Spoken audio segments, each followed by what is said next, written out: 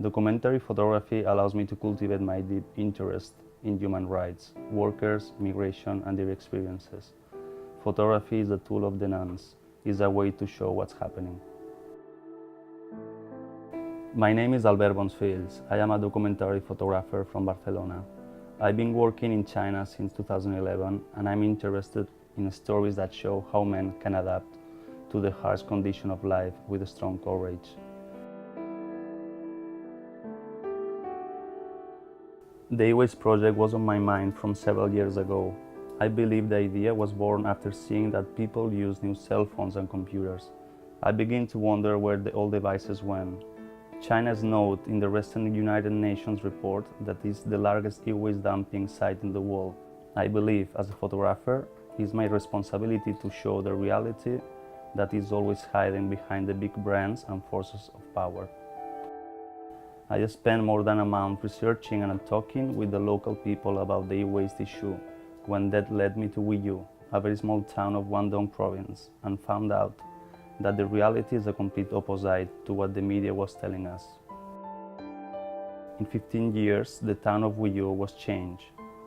The town now is a great place where the local people cannot use running water. The roads in WYNG are also lined with bundles of plastic, cables, and other garbage. Different components are separated based on their value and potential for resale. Maybe you want to know how this e-waste dies in China.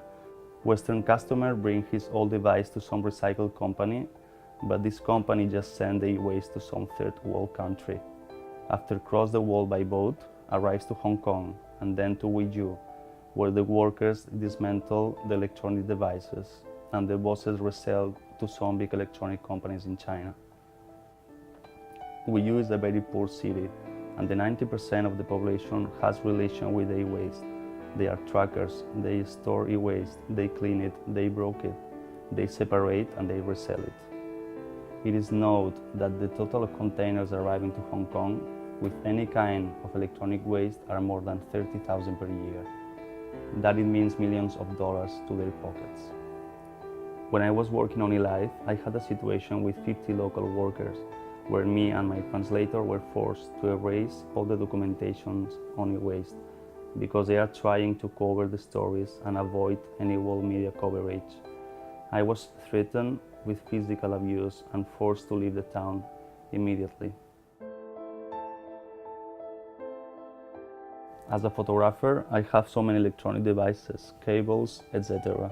And I always try to resell or give them to someone. The future is sharing and exchanging.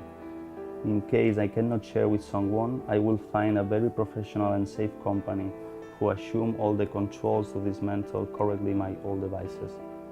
I think it's from the customers have the solution, because if we realize that it's not important to have, for example, an iPhone 6 when you have an iPhone 4, and you can stay 1 more year, 2 more years with your old phone, everything will change.